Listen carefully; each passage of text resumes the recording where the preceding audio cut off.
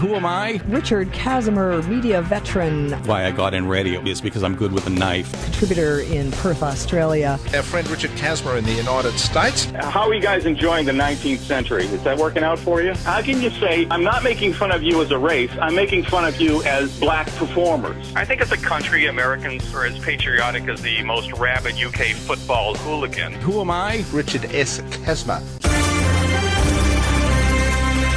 Balls Radio with Phil Dobbie. There's been big fires in California very early on in the season. We've got Richard Kazimer on the line. Actually, do they call them bushfires over there? Because they're not really bush, they're not really trees. A lot of it's grassland fires, isn't it? Do they call them bushfires? We call them wildfires. If it's not a tree, it's a wildfire. If it's trees, then it's usually a forest fire. But we don't use the term bush over here. Right. So there are wildfires in California. Right, that sounds much more exciting. But of course, not too exciting for those people who are subject to it. So lots of houses getting burnt by these. Yes. What's happened is in San Diego County in California, the firefighters this week, they've been battling several wildfires. So far has burned over 40 square miles of land and destroyed about over a dozen homes, some commercial buildings, and sent hundreds of people to evacuation shelters. And 2 people so far have been arrested for arson, although the officials don't believe they are responsible for all of the fires. And if these guys are convicted, they could face up to 7 years in prison. This does mark the beginning of wildfire season in California. The forestry officials this year are saying that this is going to be the worst in the state history due to the severe droughts that California has had. Now, keep in mind, Phil, that much of the plant life in California is not indigenous to the state. That's why you see so many fires out there in California year after year. California was primarily a desert before people more densely populated California back in the 1930s after they fled the Dust Bowl that wiped out a lot of the farmland in the Great Plains, also due to droughts and soil erosion from over-farming. So you've got the strong winds coming off the Pacific Ocean, the winds coming up from Baja of Mexico, and you've got a recipe for disaster that happens year after year, especially for all those people that are now living in that urban sprawl surrounded by this plant life that was not indigenous to the first place. They planted this stuff in the desert to hold the land in place. And what happens is that because of the droughts year after year, these plants are just tinder. So that's what's happening right now. And is it normally arson that kicks it all off, or is it normally the case of, as you say, it's just a combination of circumstances, that it's very dry, there's heavy winds and a lot of sunshine, and, just something kicks it off by natural tendencies? Surprisingly little of it is arson, unlike what happens in Australia. What happens over here is it's usually lightning strikes, or just spontaneous combustion, or somebody carelessly throwing a cigarette out of the car, or campfires if it's in the national parks. What's also happened is that the firefighting methods really haven't changed much over the years. We've got flame retardants and airdrops of either water or retardants, but what's happening in California especially is that there's less water available. A lot of the irrigation for these lands has been diverted to the oil companies that are using a lot of water for fracking to get oil out of the ground. So that water is being diverted. All the water that usually comes down from the mountains of the Sierra Nevadas is no longer there because of the droughts that we've had and the mild winters. So the firefighters are reduced to doing the best they can to keep it from spreading and then just kicking back and just letting it burn itself out. And unfortunately, because of that urban sprawl again, millions and millions of dollars in houses and commercial property goes up in flames. Yeah, you're right about it being very often arson here. In fact, we could get rid of the bushfire season by just getting rid of school holidays. If someone were in school, the whole situation would go away. But is this early? It seems, you're saying it's the start of the bushfire season. You made the point that I think it was the fire director for California has described this as unprecedented. Has it kicked off early this year? Not necessarily so. Usually they'll make a prediction in January, but this is the start of summer here, so it is predictable. But what has happened is that, again, because of the mild winter, the rains haven't come in like they usually have. Whatever snow comes down and melts from the Sierra Nevadas isn't there. I don't want to say it's early, but it's more vulnerable now because of the dryness of the plant life. And is it largely a California phenomenon? We only ever seem to hear about it happening in California. Yes, years ago, they used to be in a lot of the forests in the Midwest and the plains. That was a regular occurrence, mainly because the Bureau of Land Management and the Forestry Department had a policy some decades ago where they decided not to do controlled burns of old-growth forest. So you had all this blowdown, and these forests would torch up like tinder. What they didn't realize was that back in the early days of this country, thousands of years ago, the Native Americans were doing controlled burns, much like the Aborigines did in Australia. So they changed their policy, and they do a lot more land management now. And also, too, what's happening is that we don't have the Great Plains like we used to, because the farmland and the plainland is gone due to the urban sprawl. So we don't see those Midwestern or Great Plains fires like we did back in the early days of this country. The bigger problems here for natural disasters is you have the wildfires out in California, and then in the tornado alley, we've got, a lot of the tornadoes, the hurricanes along the coast, and then the blizzards here in the Northeast. So each state, it's shared evenly, isn't it? Each state basically has got its own thing to contend with. But basically all of America is a disaster zone. Just pick the state you want to live in to see what you're going to get. You're going to get wildfires, or you're going to get hurricanes, or you're going to get blizzards. Take your pick. It's 4 seasons of fun, Phil. Now, not so much fun was living in America 60 years ago when there was a separation of black and white students in public schools until I think it was what you call the High Court over there, the Brown versus Board decision decided that was unconstitutional. And Michelle Obama this week celebrating that decision, but saying that racism still very much an issue in the United States. It does. With the schools closing for the summer in the next couple of weeks and colleges doing their commencement this week, First Lady Michelle Obama took the opportunity to remind all Americans that racial segregation in our education system is not only still a national problem, but it's also increasing. And as you say, 60 years ago, the U.S. Supreme Court ruled in the Brown versus Board of Education that the separate but equal concept of racially exclusive schools was unconstitutional. And still we're seeing schools with no racial diversity, schools that are comprised of up to 75% of African American and 25% of Latinos, and no whites at all.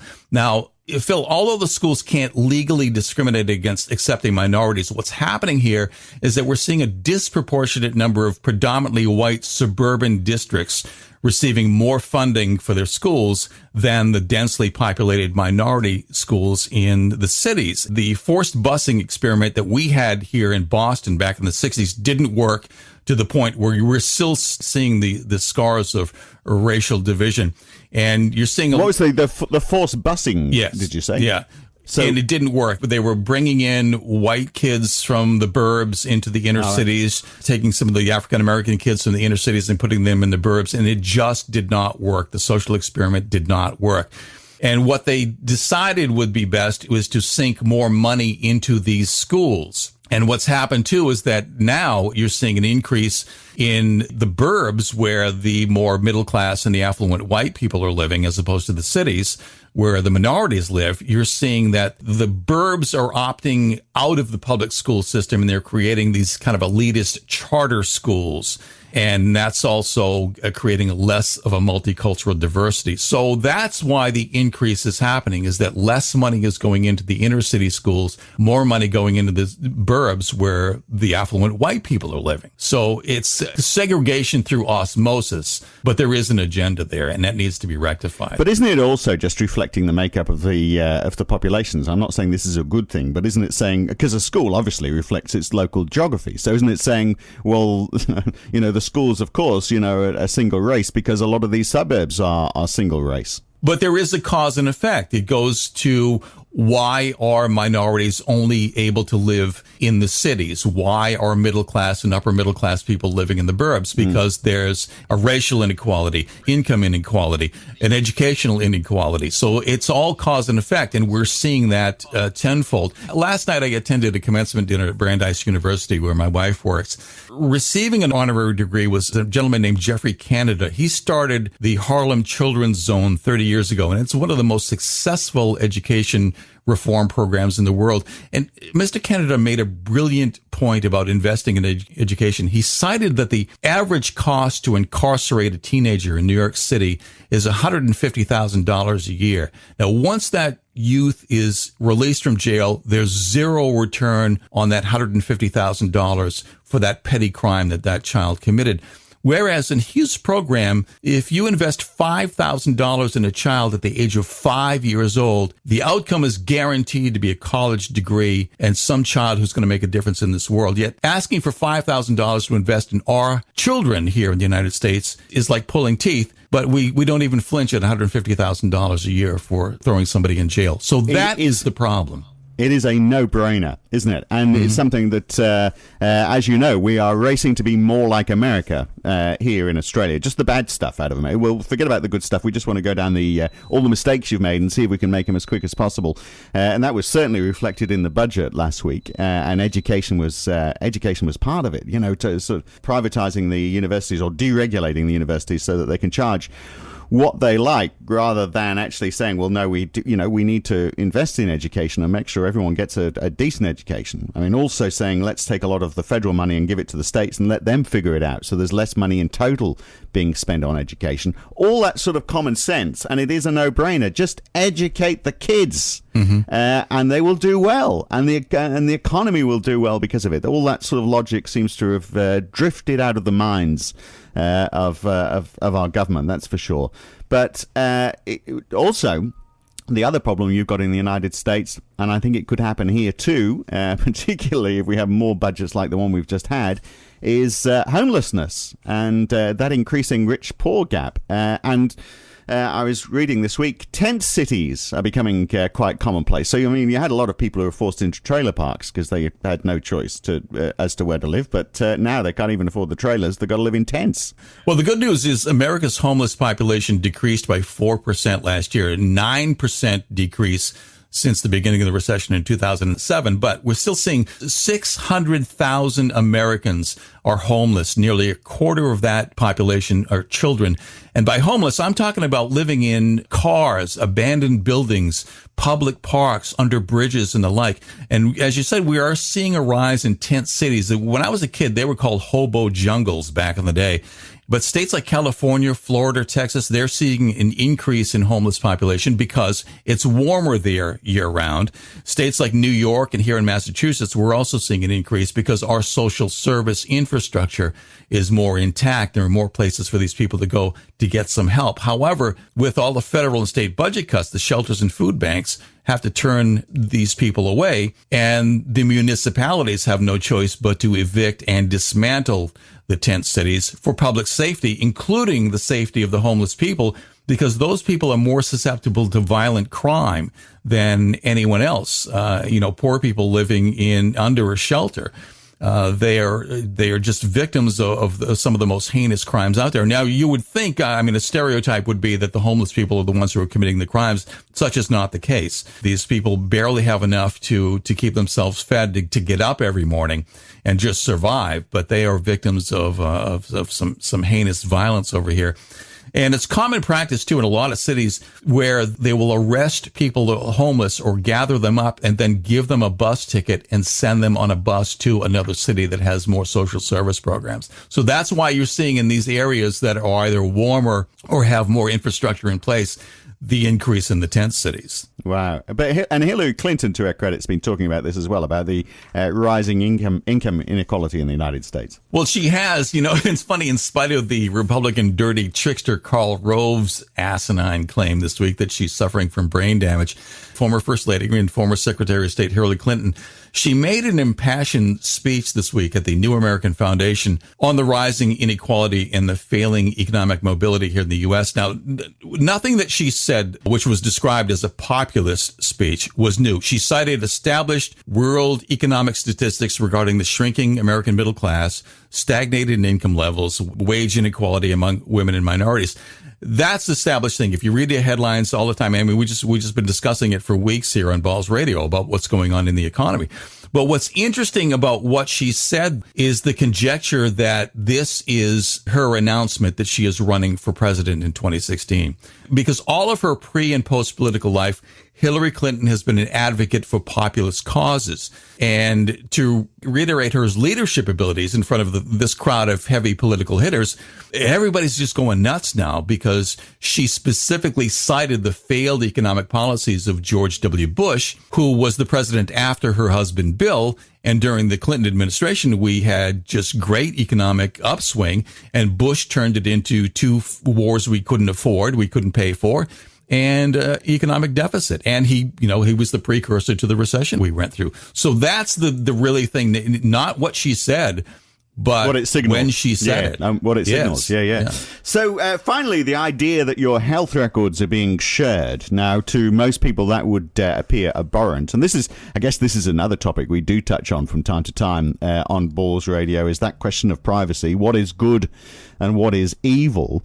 But sometimes actually sharing health records can be a good thing. Obviously, sharing it between doctors so they know what state your body is in and any nasty diseases that need treating. But also, and I thought this was interesting, there was a storm in New Orleans this last winter, and health records were used there basically so that they could approach the right people, the vulnerable people who needed assistance, and they hadn't been able to do that before, but now by sharing health records they were able to. So sometimes it's a good thing, isn't it? It is. And part of the Affordable Care Act was to prevent insurance companies from using the health information that they glean from doctors to deny or drop health care coverage because of a pre-existing condition. That was going on, and Obama put an end to that. Wow. And as you say, on the other side of the coin, the medical information now is being used by federal officials. There's a thing that we have over here. It's called Medicare, and it's our social health insurance program for people that are 65 and older, and for younger people with disabilities that meet a certain financial eligibility.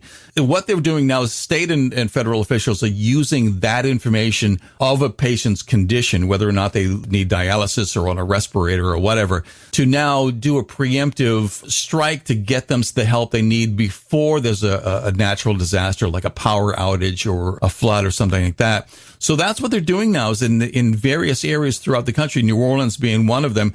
And again, some of the areas that are in the tornado alley here in the United States, these officials are going out and checking in on these people, removing them if there is a threat of imminent danger, such as a tornado, getting them into hospitals, and then informing their primary care physicians where their patients are. So that's a really good thing. It's the first time that this has been implemented. As you can expect, some of the people in the paranoia who just fear for their lives of Big Brother, i.e. government, of knowing your personal information, that they're concerned about where it's going to go from here. But that horse left the barn years ago. Well, it did. And it's, it's all big data, isn't it? It's this. There's so much information available now, and you can't put the genie back in the bottle. And but I just thought this was interesting because it shows it can be good as well as bad. And in fact, I think invariably, it is good. And we do tend to get a little bit carried away about the whole invasion of privacy argument. We've got to watch it.